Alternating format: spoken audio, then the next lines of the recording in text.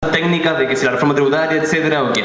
La pregunta, así como el movimiento gremial plantea, dice que se ha dejado de lado la excelencia en las universidades, a mí me parece absurdo, o sea, estarnos preocupando por de dónde viene la plata para la educación preescolar y escolar y no preguntarnos si realmente esa educación escolar, tal como funciona, como una cuestión en serie, donde los niños entran, se les meten bloques de conocimiento en la cabeza y no son capaces de resolver nada por su propia cuenta, que de hecho se crean los llamados Fachidioten. O sea, a mí en el colegio jamás me enseñaron carpintería, cocina, andar en bicicleta, si no yo necesito, me echa a perder el water, tengo que llevar un gaffi. Y eso está en función justamente también de un modelo económico. El punto entonces es, para mí, no pasa tanto por el financiamiento, que yo lo doy como por hecho, o sea, financiamiento público. El punto es cambiar la educación. ¿Qué es lo que le vamos a decir a los niños? Y sobre todo, ¿cómo? Que es una educación que en Chile no se ha tocado, o se ha tocado muy poco.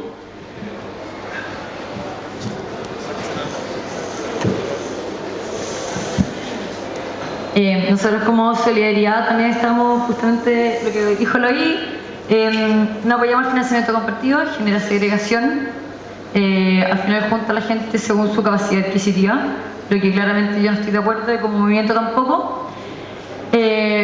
Opino que hay que meterle muchas lucas a la educación secundaria, muchísimas lucas y a la educación inicial. O sea, si no se generan las inversiones en ese punto, es imposible nivelar la cancha y que después eso permite un acceso más igualitario a la educación superior, porque efectivamente la educación superior se entra con el nivel de segregación porque venimos con una cancha muy desnivelada. Propuesta, pensamos en Solidaridad un sistema de vouchers, que sea un voucher real. O sea, que sea el promedio, por ejemplo, los 100 mejores colegios con el promedio que cuestan, ya, ese voucher. Y toda la inversión que se está proponiendo meter en educación superior, yo la pondría casi toda en educación secundaria y educación inicial, porque ahí es donde se tiene que reforzar realmente la educación para nivelar la cancha y para nivelar la segregación.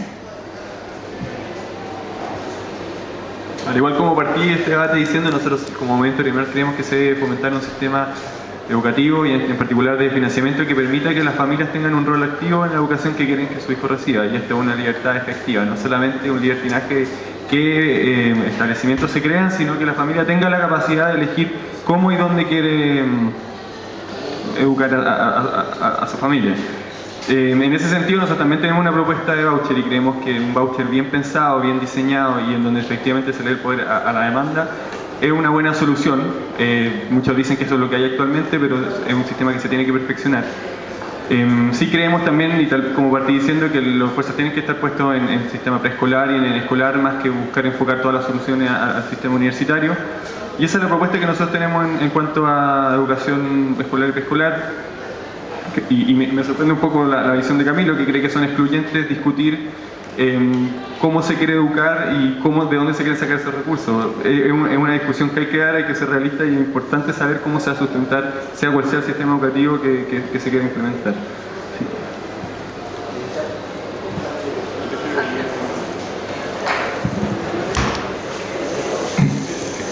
Me quería partir haciendo una observación sobre lo que dijo la representante de Solidaridad hace un rato. En el fondo, no donde hay dinero hay mercado. El mercado es una específica institución social donde interactúan oferentes, demandantes y se regula al final toda esa relación mediante el precio. El mercado por definición excluye, porque si hay una manzana y la quieren comprar muchas personas, la compra una persona, digamos, y no se puede cobrar sobre los bienes que no se pueden excluir, nadie nos cobra por el aire. Entonces, el mercado es una cierta institución y no puede reducir todo lo que tiene dinero a eso, en el fondo. Y los impuestos son distintos al mercado, entonces. Y respecto a la educación escolar, creo que nosotros pensamos en eliminar el copago, fiscalizar que no haya selección y por lo tanto generar a nivel escolar, incluyendo el 7% de colegios particulares, verdaderamente un sistema de educación pública, gratuita, aunque tenga actores particulares, pero sin copago y sin selección.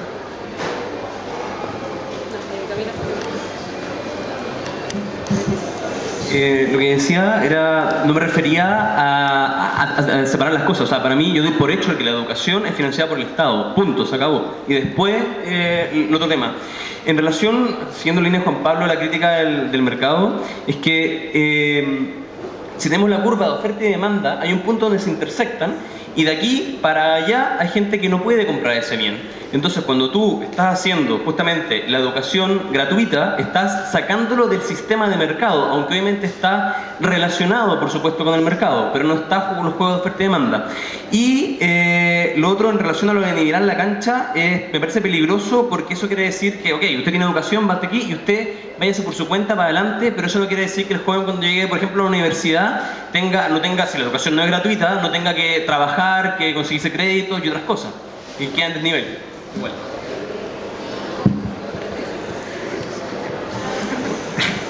Ya, lo primero que quería decir es destacar aquí un argumento un poco falaz que existe de asociar la libertad con el mercado como una asociación uno a uno.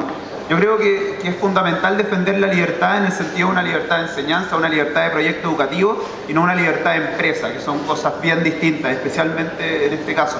Entonces, en el fondo, uno puede plantear la libertad fuera del mercado. Eso existe en gran parte de los países desarrollados europeos, donde el Estado financia los colegios particulares subvencionados con la misma cantidad que financia un colegio estatal. Se financia un proyecto educativo alternativo, pero que cumpla con ciertos estándares, y eso no es ningún problema. Pero eso no entra dentro de una lógica de mercado, no es necesario, eso no es una relación uno a uno como se plantea. Y yo creo que es bien importante aclarar y tener muy presente esa diferencia.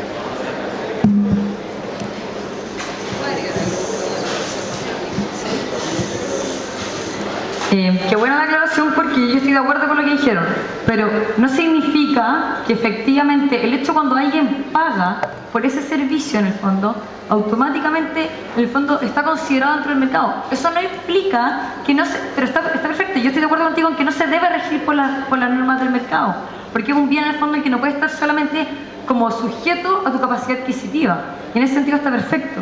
Y cuando tú decís que el impuesto un poco lo que hace es salirse de este mercado, bueno, el crédito, aunque tú no lo creáis, puede ser considerado como un impuesto, porque el crédito es la persona que entra a la educación superior, es la persona que seguramente va a hacer la ELIC el día de mañana, y el crédito entonces puede ser considerado un impuesto por la rentabilidad que va a tener, porque en el petitorio dice que la educación pública es un bien que es inmesurablemente mayor en la rentabilidad que tiene a lo público que la rentabilidad que tiene privada. Eso es a nivel agregado, pero si tú lo ves personalmente, una persona que sale del Grange, que paga 500 lucas mensuales, que luego entra a ingeniería en la Católica y que sale con el ingreso que sale, con el sueldo que sale, me parece que su rentabilidad privada es mucho mayor que el aporte público que está haciendo. Entonces preguntémonos, ¿queremos que el impuesto de la señora Rosa pague la educación de ese niñito que sale del Grange?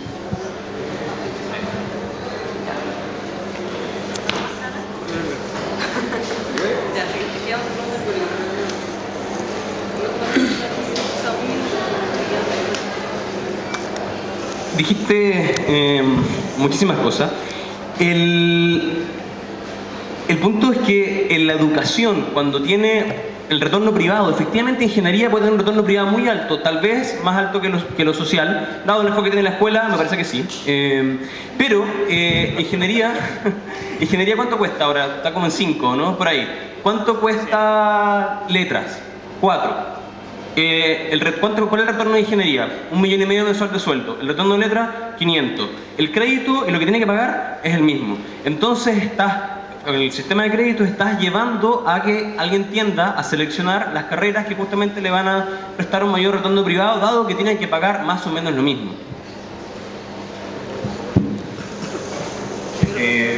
Yo solamente quería agregar una cosa, que es cierto, uno podría analizar el crédito como una especie de impuesto, dado los intereses, etcétera, pero si lo analizamos como un impuesto, es el impuesto más regresivo jamás planteado, de alguna manera, y eso yo creo que es importante tenerlo en cuenta de nuevo.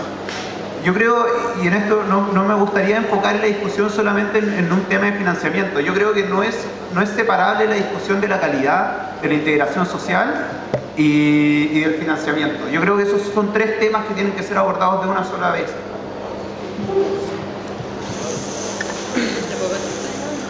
¿Cuántas obligadas había? Me encantaría que me explicarais por qué es regresivo, porque parece que no doy el paso. Y respecto a lo que tú dijiste, sí, obvio, totalmente de acuerdo. Y por eso yo creo que el fondo de financiamiento tiene que tener distintas alternativas. Yo no propongo, oye, crédito para todos, y obviamente esa cuestión es utópica. Yo creo que tienen que existir distintos tipos de financiamiento. No sé, puede ser 70-80% del fondo de la población gratuita, más pobre. Se puede además considerar las carreras. Yo creo que, por ejemplo, civil en la católica no debería ser gratis, a menos que sea del primer quintil, pero si no, no debería ser gratis.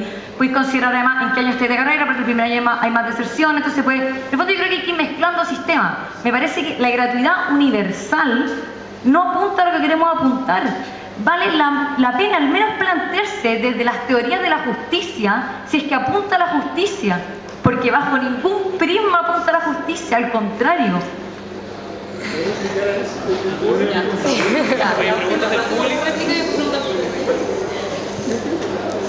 Porque vamos a discutir muy en detalle si queréis sobre estas cosas. Yo creo que hay distintas posturas, obviamente, y nadie tiene la razón absoluta. Pero una alternativa muy sencilla al sistema actual es que la educación fuese pública, financiada por impuestos, y que la misma plata que hoy en día paga el papá del niñito del Grange que estudia ingeniería en la Católica, esos mismos 400 y tantos mil pesos los pagará ese papá a través de impuestos al Estado. Y que el Estado redistribuyera esos mismos 400 mil pesos, pero equitativamente entre todos los ciudadanos, en vez que selectivamente al hijo del papá del Grange. Cuando tú planteas un sistema público que se excluye la lógica del mercado, que se aparta de la segregación por precio, que es lo que tenemos actualmente, y ocupa esos mismos fondos para hacer un sistema igualitario, y donde esos fondos están equitativamente distribuidos y no parcialmente distribuidos entre toda la población, entonces ahí yo creo que construimos un sistema más justo, de acuerdo a la teoría de la justicia que queráis. Podemos especificarla después. Yo solamente quiero aclarar lo que dije anteriormente para que no quede en el aire.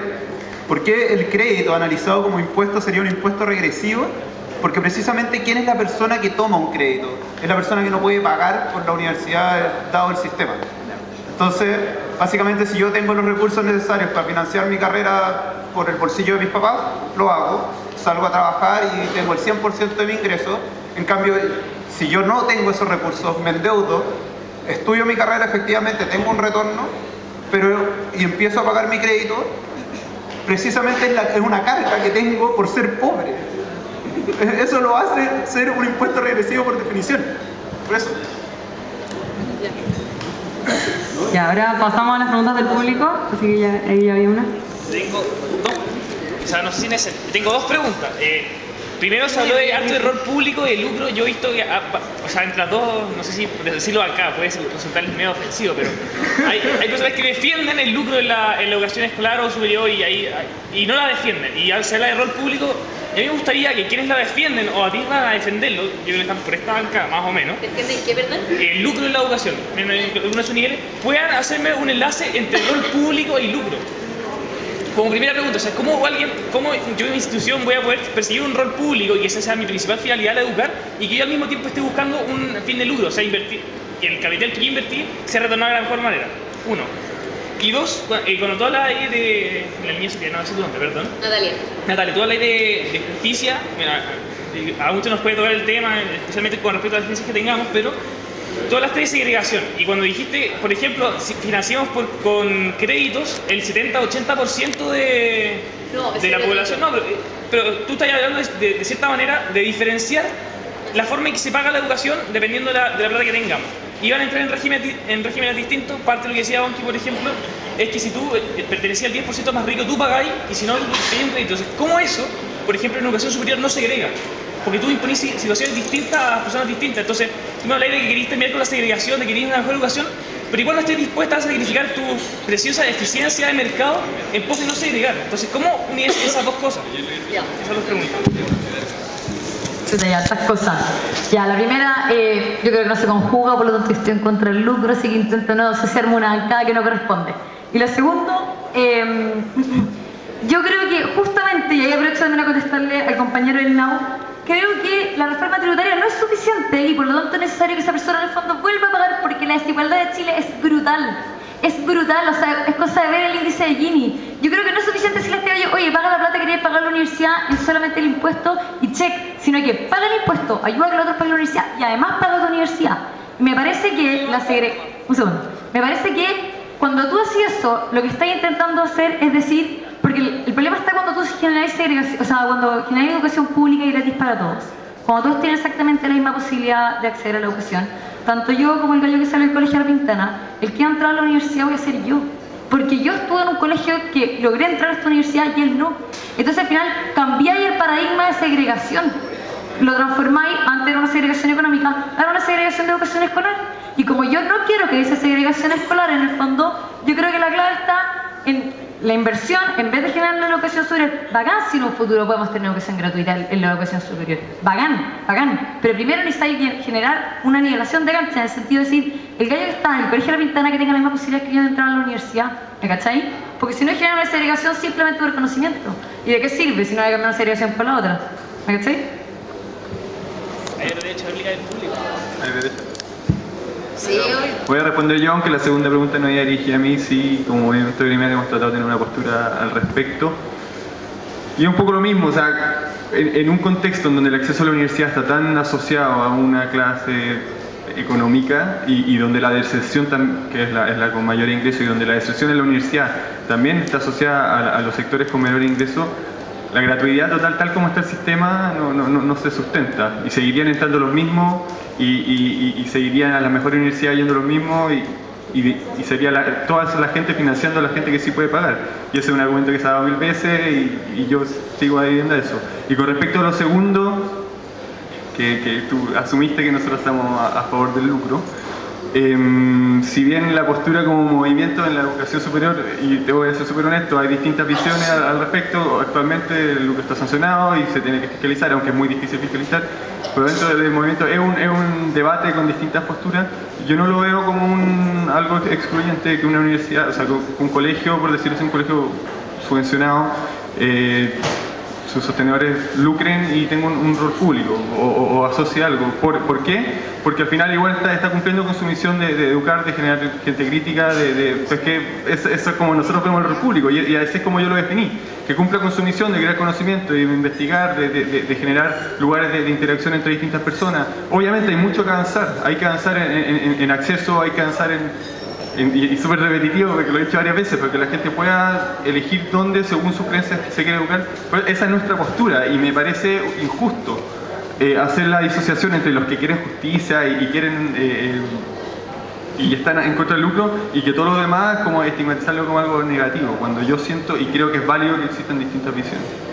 No sé si ellos pueden seguir respondiendo, o sea, ¿quieren responder o está a la banca? Yo haría más preguntas, pero que el público, que si alguien más quiere hacer una Se pueden hacer más preguntas al público si alguien tiene algo.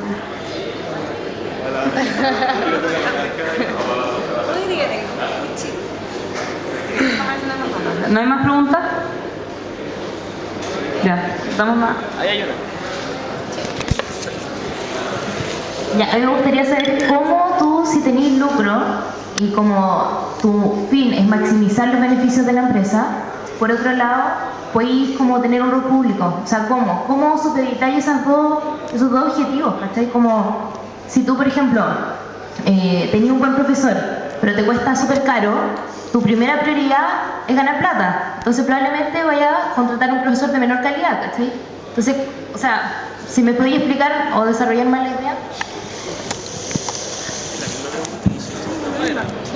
Entiendo que la visión clásica es que maximizar la utilidad y todo tiene que estar, ojalá bajar los costos al máximo y eso hace pensar que claro, hay incentivos perversos y es lógico que se piense eso, pero sin embargo al momento de generar utilidades también hay muchas restricciones y esas restricciones pueden ser impuestas tanto por parte del marco regulatorio que existe en el mercado, o sea, en la educación, como las restricciones que se imponen los mismos sostenedores, como las restricciones que agentes externos impongan en donde se pueda generar una utilidad a expensas de que se cumplan ciertos niveles mínimos de calidad, ciertos niveles mínimos de actividad extra programática y yo de verdad o sea, no lo veo como excluyente, se puede sí tener un muy buen rol y no sé cómo seguir argumentando, claramente son visiones distintas. Pero se puede sí cumplir un rol y tal como lo definí, de educar, de que exista interacción, de que exista discusión y fomentar el acceso a educación, porque estamos hablando de educación escolar, ¿entiendes? Y sí, y que se tenga una justa ganancia por el trabajo bien hecho. Yo no lo veo como algo negativo, ni algo excluyente.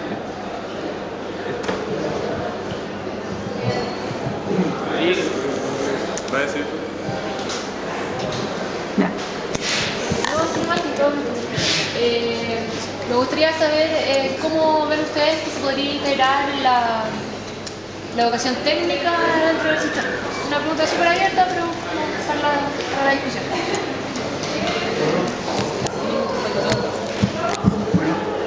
Yo creo que la Universidad Católica tiene una muy buena oportunidad de dar una respuesta y una propuesta a todo el sistema, precisamente porque tenemos al frente un instituto de educación técnica que es de la misma universidad. ¿Cómo podría ser una propuesta concreta y simple? Que los cursos, que exista de antemano un programa de preconvalidación de cursos entre lo que es una carrera técnica al frente y lo que es, por ejemplo, nuestra carrera en ingeniería. O sea, un ingeniero técnico en mecánica o en mecánica automotriz probablemente no necesita hacer física 1, no necesita hacer, no sé, los ramos de mecánica para ser franco, pero precisamente tal vez, y necesitaría hacer los cálculos y otros ramos más matemáticos que ellos no ven en su formación. Pero eso podría ser integrado, cosa que la persona salga como mecánico automotriz, trabaje un tiempo, aprenda de experiencia y pueda volver a estudiar para profundizar sus conocimientos en lo que es la ingeniería mecánica. Pero ya existen instituciones que hacen eso, o sea, acá tiene todo un sistema piramidal para salir como ingeniero. Pero ¿tú crees que realmente eso sirve? O sea,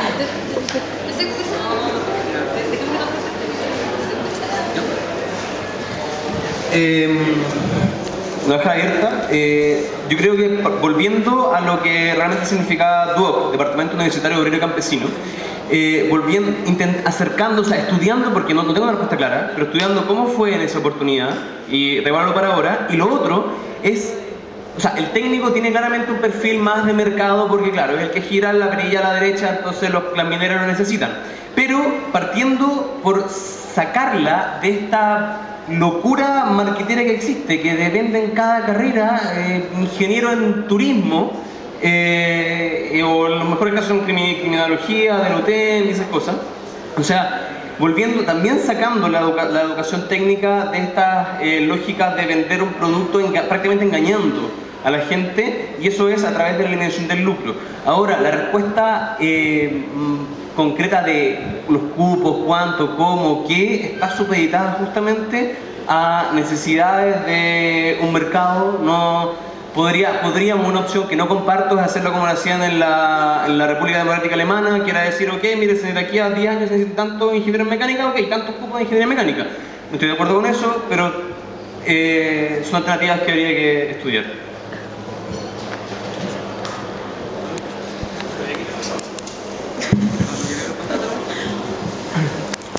Creo que la razón de que se hable de educación superior siempre actualmente ya no como de universidades es porque se piensa que en realidad esta discusión, los mismos criterios que ya hemos discutido aplican también para la educación técnica. O sea, y si tú miras incluso las últimas propuestas que han salido, yo escuché por ejemplo la propuesta que hizo Bachelet hace poco sobre educación en general, sistema educativo, y en el fondo toda su política de educación superior ya se entendía integrada, o sea, como políticas comunes, por ejemplo, acreditación a todas las instituciones de educación superior y no solo a las universidades, y bajo el amparo de ese sistema único de acreditación, financiamiento parejo a todas las instituciones acreditadas. Entonces yo creo que ya se ha llegado a una comprensión de que no son las universidades las que pagan y que eso solo hay que legislar para eso, sino que estos mismos criterios de acceso, equidad, etcétera, se aplican también para la educación técnica. Yo creo que vamos ya en ese punto.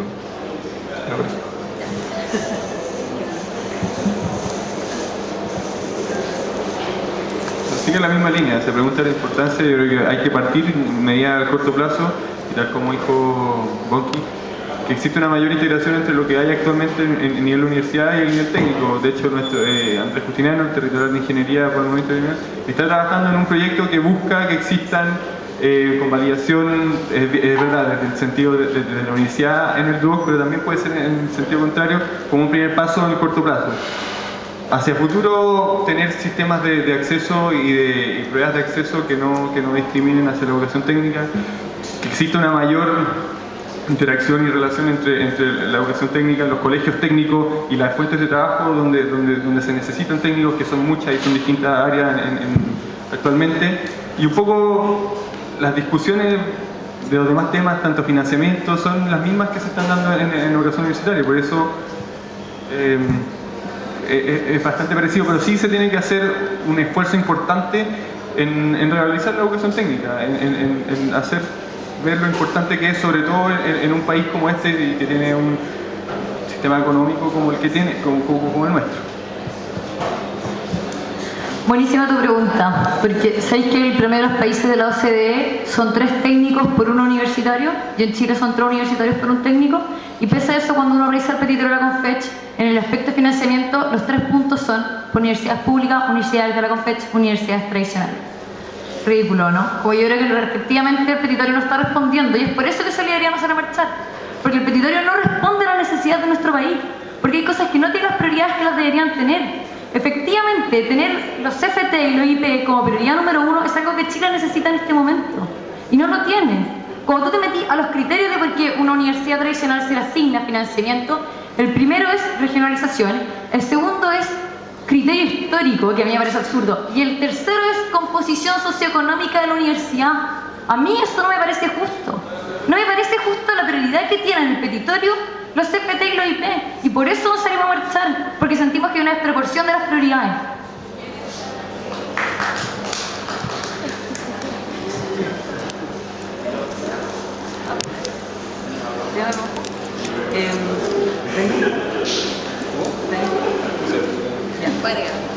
Espera, que hay otra pregunta.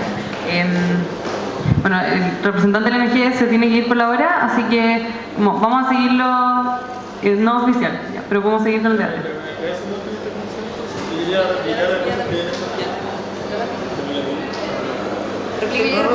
Las 2 réplicas, terminó el debate y cómo seguir. Ya, perfecto. No, solamente son 2 cosas muy chicas.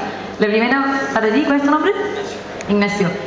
Yo creo que vale la pena también mirar el resto de los países de Latinoamérica, sobre todo Argentina y Brasil, educación pública gratuita, y miré la Universidad de Sao Paulo, que es la mejor universidad de Latinoamérica, y el nivel de elitización es absurdo. Miré la Universidad de Buenos Aires y es lo mismo. Y la gente que no está en los primeros deciles, que entra a la Universidad de Buenos Aires, deserta. Porque en el fondo las barras de exigencia son tan altas, porque como es educación pública y no hay segregación por el criterio económico, que hay demasiada segregación por el criterio académico. Entonces, a mi parecer, generar educación gratuita para todos es una medida que no tiene ni una lógica de eficiencia mientras no se iguale la cancha de educación secundaria. Y para el compañero Eloy, te quería responderle el crédito en delante, y que si lo miráis desde esa perspectiva es cierto que es regresivo, por eso no se aplica a todas las carreras y tampoco se aplica a todas las universidades. El crédito no es regresivo, al contrario, juega como un impuesto cuando se aplica en aquellas universidades y carreras como Ingeniería de la Católica que tienen un nivel de retorno tan alto que quien la estudia tiene garantizado que pasa a ser el elite del país. Entonces, en ese sentido, el crédito sí es realmente un impuesto.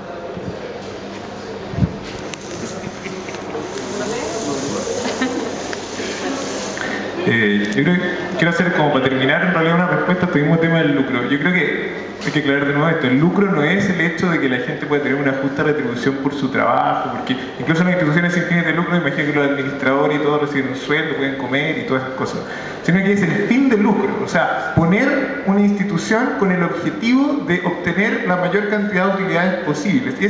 Y muchas instituciones hoy en día legalmente no están permitidas, pero evidentemente están funcionando así. Por algo se cerró la Universidad del Mar, por algo hay problemas, digamos. Entonces, el fin de lucro es el problema. Y creo que estamos tan metidos en un modelo ridículo, que en el fondo que no podemos ver incluso la experiencia internacional de países que son capitalistas, que funcionan parecido a nosotros, pero que tienen un sistema público que funciona con lógica pública, y en Alemania la educación es gratis, y en Inglaterra la educación universitaria tiene un precio unificado, y en Estados Unidos